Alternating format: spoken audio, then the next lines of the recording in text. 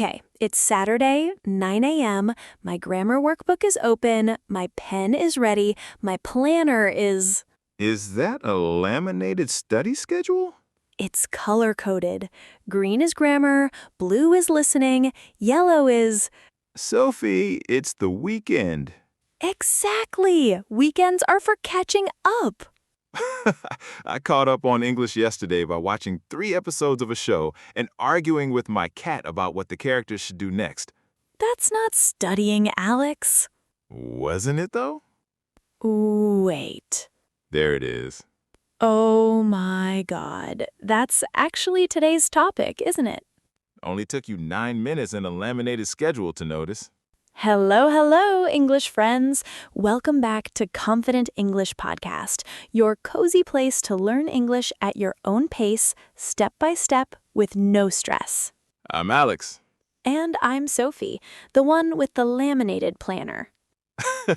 Which, by the way, already has a coffee ring on it. From today. It's been 30 minutes. New record. Okay, so today's episode is for B1 to B2 learners. Which means you already know the basics, you can have a conversation, but you want to sound more natural, more relaxed, more you. And if you're a bit lower than that, maybe solid A2 pushing into B1, don't worry, stay with us anyway. You'll catch more than you think, and honestly, this episode is about not being too hard on yourself, so it's a good place to start. Also, you don't need to understand every single word we say. Seriously, let the ideas wash over you a little. That's kind of the whole point of today's episode, actually. Coming up, we've got our 2 segments, Word Tour, where we pull out today's key vocabulary, and Say It Better, where we take stiff, robotic sentences and make them sound like a real human being said them.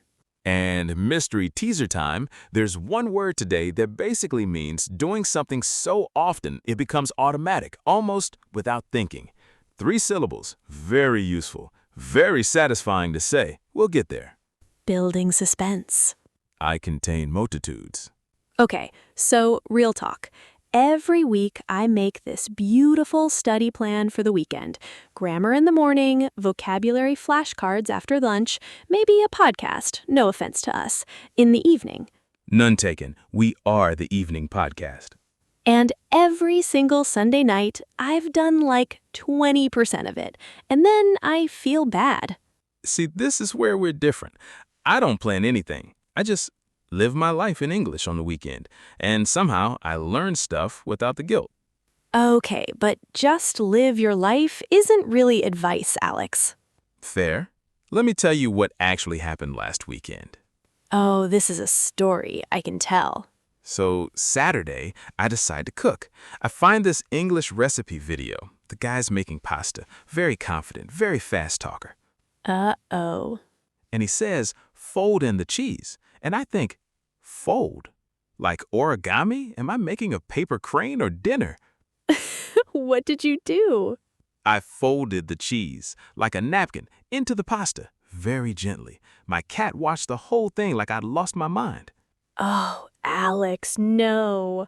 Alex, yes. Anyway, I paused the video, looked up fold and cooking, realized it just means mix gently. And now I will never, ever forget that word because I made a fool of myself with actual cheese.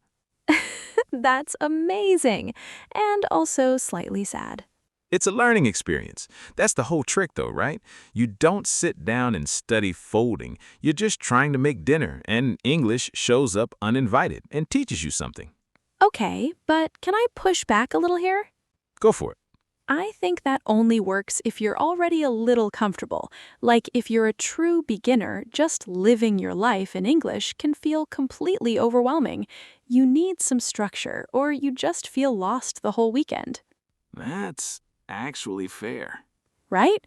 It's not either or. It's not plan everything versus plan nothing. It's finding your own mix. Okay, so here's how I'd put it. Think of your English like a plant. Oh, here we go. Metaphor time. Let me finish. If you only water it once a month, but you dump the entire watering can on it all at once, that's not good for the plant. It's stressed. It's overwhelmed. Poor plant. But if you give it a little water regularly, even just a bit each day, it grows steadily, and it doesn't feel like a big event. That's consistency. Small, regular moments instead of one huge, stressful study session. Okay, I actually love that, because that's kind of what I'm learning to do too. Last weekend, instead of my color-coded plan, Shocking. I just put my phone in English. Every notification, every setting, every app. And Saturday morning, half asleep, my phone said something like, battery optimization has been enabled. And I just understood it. Instantly. No effort. See? That's exactly it. It didn't feel like studying, it felt like just using my phone. But by Sunday, I'd read probably 50 small phrases in English without trying. That's the whole idea behind today's episode, honestly. You don't need to feel like you're studying for it to count. Right, and this connects to that mystery word from earlier. When you do something so regularly that it becomes automatic, you barely think about it anymore, we say it becomes a habit. Habit. There it is. Not glamorous, very powerful. And the trick for the weekend specifically is don't try to build a habit through willpower. Build it by immersing yourself, just surrounding yourself with English in things you already enjoy. Immerse. Like when you jump into a pool, you're just in it, surrounded by it. Exactly. Cooking videos, phone settings, music, a show. Arguing with your cat about plot decisions? Sure, that too. The point is, it's effortless. It doesn't feel forced. Although, small warning, don't just binge 5 hours of a show and call it practice. Oh, we've all done that. I mean, it's not useless. But if you binge watch without ever pausing, without ever noticing new words, it becomes background noise. You need a little bit of attention mixed in. So maybe the real skill here is your mindset. Going into the weekend thinking, I'm going to notice English around me, instead of, I have to sit down and study. That's a much kinder way to think about it. Should we act this out, like a quick role play? Ooh, yes. Okay, I'll be guilty weekend Alex. And I'll be supportive friend Sophie. I didn't study English at all this weekend. I just watched TV and cooked. I feel so bad. Wait, what did you watch? What did you cook? I mean, a cooking show in English, and I learned this word fold. Gently, Alex. That's still learning. It doesn't have to look like a classroom to count. Okay, that actually made me feel better, and I wrote it. See, that's the whole message today. Give yourself permission for it to be small and a little bit fun and still real progress. So, quick summary before we move on. This weekend, don't aim for a perfect laminated plan. Rest in peace to the coffee-stained planner. Aim for small, regular moments of English mixed naturally into things you already enjoy. Immerse yourself a little. Stay consistent, watch your mindset, and don't feel guilty if it doesn't look like real studying. It still counts. All right, it's time for Word Tour. 6 words from today. Let's go. Number 1, habit. Habit, habit. A habit is something you do regularly, so often that you almost do it without thinking. Example 1. Checking my phone in English every morning has become a habit. Example 2. It took a few weeks, but reading before bed became a real habit. Number 2, immerse. Immerse, immerse. To immerse yourself in something means to surround yourself completely with it. Example 1. I immersed myself in English by changing all my phone settings. Example 2. The best way to learn is to immerse yourself in the language, not just study grammar rules. Number 3, effortless. Effortless, effortless. Something effortless doesn't require much effort. It feels easy and natural. Example 1, learning through a hobby you love can feel almost effortless. Example 2, after months of practice, ordering coffee in English finally felt effortless. Number 4, binge. Binge, binge. To binge means to do a lot of something, usually watching or eating in one long session. Example 1, I binged 3 episodes of that cooking show on Saturday. Example 2, try not to binge watch without paying attention. Mix in some focus. Number 5, mindset. Mindset, mindset.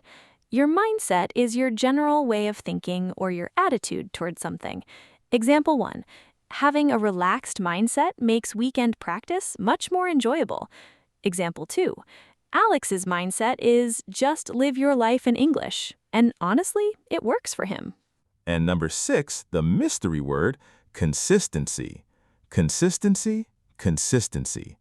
Consistency means doing something regularly and steadily, rather than all at once. Example 1. Consistency matters more than one long study session. Example 2.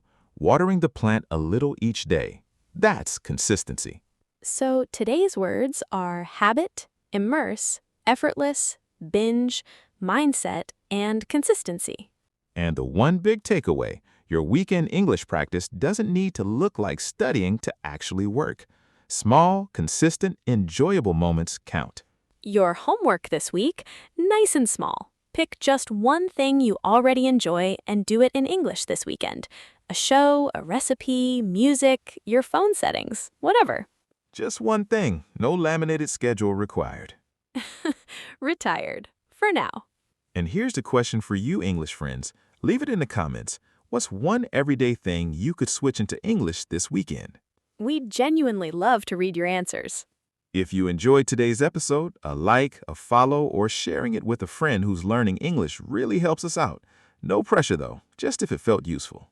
Until next time, keep going one small step at a time. And remember, messy, effortless, guilty-free English still counts. Bye, English friends. Bye, everyone.